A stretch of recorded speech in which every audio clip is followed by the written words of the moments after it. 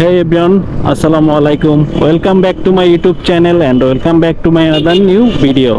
আশা করি সবাই ভালো আছেন। আলহামদুলিল্লাহ আমি অনেক বেশি ভালো আছি, ঠিক আপনাদেরই মতো। রাইট নাও আমি আসি হচ্ছে এখন মিরপুর 12 নম্বর। তো আজকে আমি যাব হচ্ছে 300 ফিট। তো সম্পূর্ণ ভিডিওটা জুড়ে সাথেই থাকবেন, অনেক এনজয় হবে। তো চলুন শুরু করা যাক আজকের ভিডিও।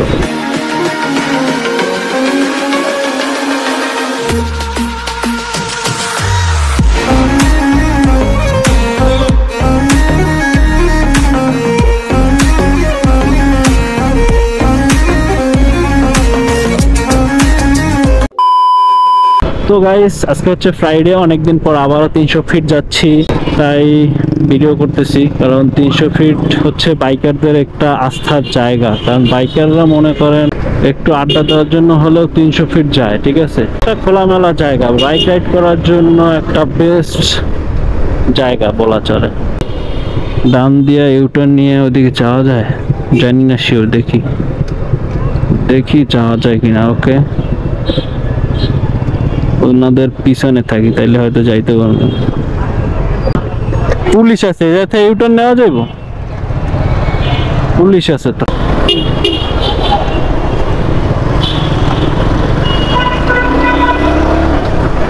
ও পুলিশে কিছুই কয় নাই, পুলিশ হুদাই দাঁড়াইছে। আমি তো ভাবছি যে ধরবো, হয়তো ধরে নাই।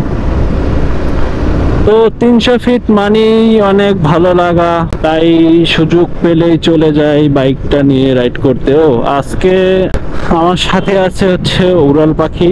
উড়াল পাখি নামটা কার, বিষয়টা শুনে আপনারা হয়তো হতবাক হয়েছেন। আমার বাইক, আমি হচ্ছে সুজুকি জিক্সার মনোটন চালাই। তো আমি আসলে এটা নিয়েছি হচ্ছে প্রায় 1 ইয়ার হয়েছে। তো ওরকম চালানো হয়নি, রাইড করা হয়নি। 1 ইয়ার বসে মাত্র 8000 চালাইতে পারিনি, 7902।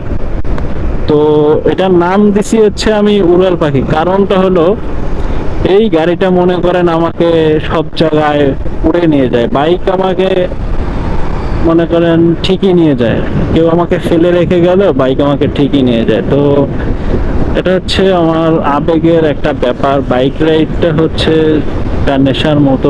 প্রতিটা ছেলেরই স্বপ্ন থাকে যে বাইকটা রাইড করবে।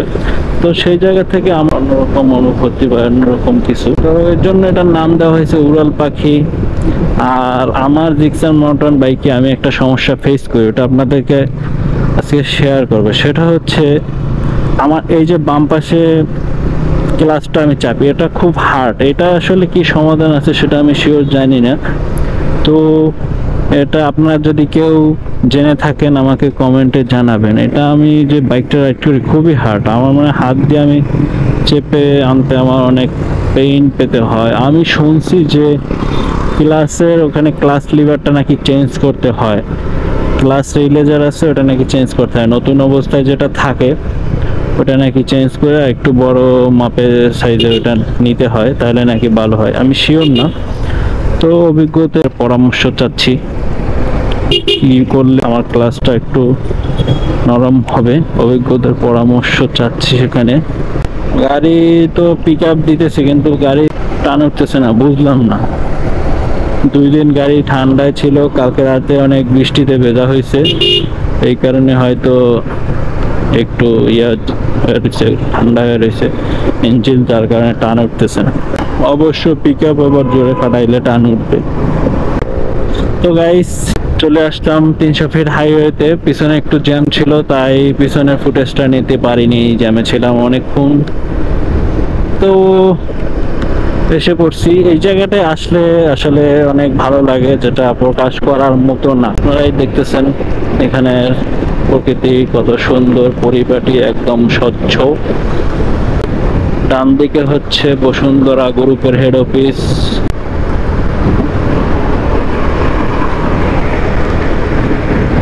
তো গাইস আসি 300 ফিট হেলিপ্যাডে। এখানে বাইকারদের আনাগোনা অনেক বেশি। আজকে ফ্রাইডে তো সব বাইকাররা মনে করেন এখানে আইসা হয় টানাটানি, যেমনে যা পারতেছে করতেছে। তো আমি একটু সামনের দিকে যাই, নিরিবিলি একটা জায়গায়, দিকে সব বাইকাররা।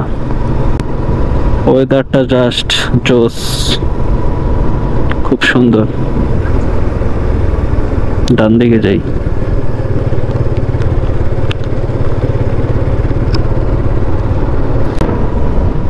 তো আকাশের অবস্থা তেমন একটা ভালো না, হয়তো কিছু সময়ের মধ্যে বৃষ্টি নেমে পড়বে।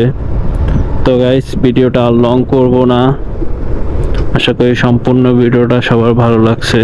যদি ভালো লাগে থাকে অবশ্যই একটা লাইক, কমেন্ট এন্ড শেয়ার করতে ভুলবেন না।